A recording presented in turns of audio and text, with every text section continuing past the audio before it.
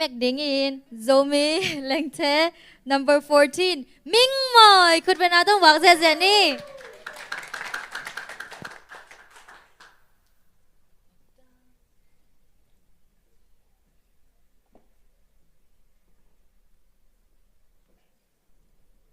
Hello, tua la kong sak ding penahiale ka zozo hi apwak pen chokhain hi.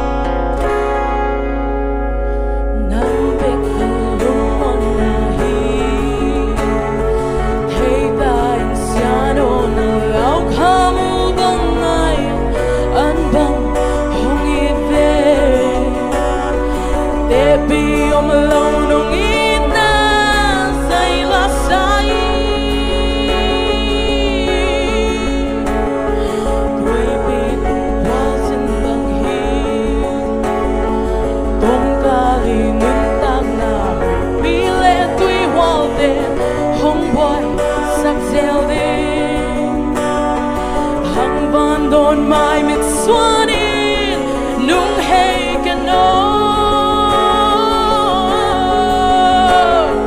vẫn ghét qua kim mi teo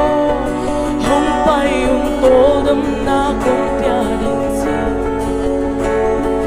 lấy tung hông kia xia dọc cả cầm mà là mang thăng ngày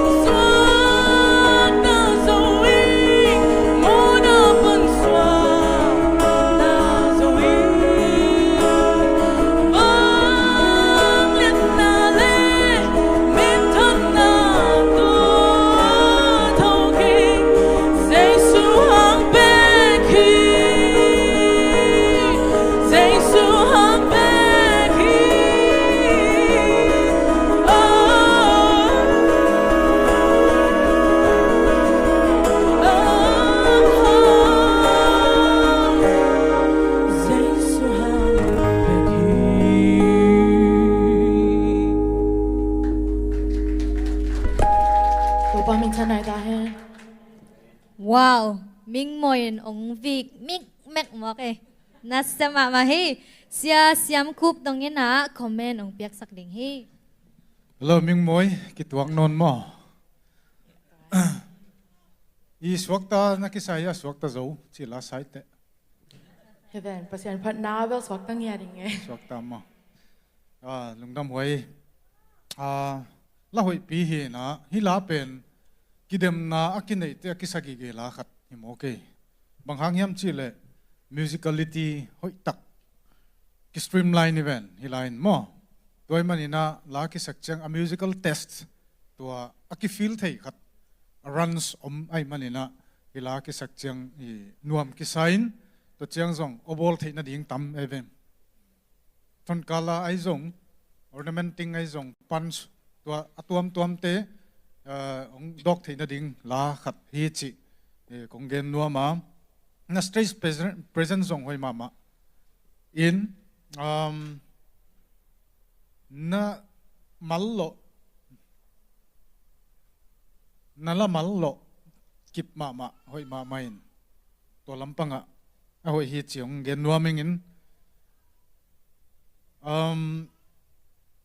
hila pen akidem na bangza ve hiam ana en khataing mo asaten asakdan ke banglo ve hina ai hangina obol theina ding chiding hia na onang original adok theina ding na creation na creativity ala theina ding tampi tak miss khana yam chi hongkum no aming obol theina ding tam lo space tam lo ai ve to chiang ina I akhora sa kilamdan na omlo kanun na zaitha nem tuidu in ba in chi namun teng nong sak chiang sustain not event hite mo imun te to te nong sustain thei pen na vibrato ong hi ngia le chin ala hi na ong dok kheding khat mo to pen kana ngai sut kana etet chang ong be zel ong mong zel to pen sam saing in to chiang ina la lim lim last a sentence chi ding here first a line last na vowel pen lim taka ki oi hi ven a space am le tua pen de taka nang twist ding to te hi brilliant taka na set poi mo sai mo to lam I kana chang chiang ina na capacity na capability ai zong na potential ai zong na energy ak sung ko ma apot hello tampiom muing mo suak talo sa kai ve na hi na open kongtel sa hi toy manina to te aswa ta te na dingin nang original key in sign la nang track dingin kisatin la hi mi track hi ka thei khel kele jeng ngai sanga hin thei nang track dingin nang tempo kisata nang original set niat hele chin na potential pot heading tampi apot hello to te ngak huai kasa pot ka thei level dei huai mama chi kongmu pia ik asak ma at nasak zakhol man hileng tampi kongbol no pommi chi dani na ongel leng thei siam ni te bang tengile no overall performance na emotional feelings nong express khia khoi mamai lungdame Lungdam.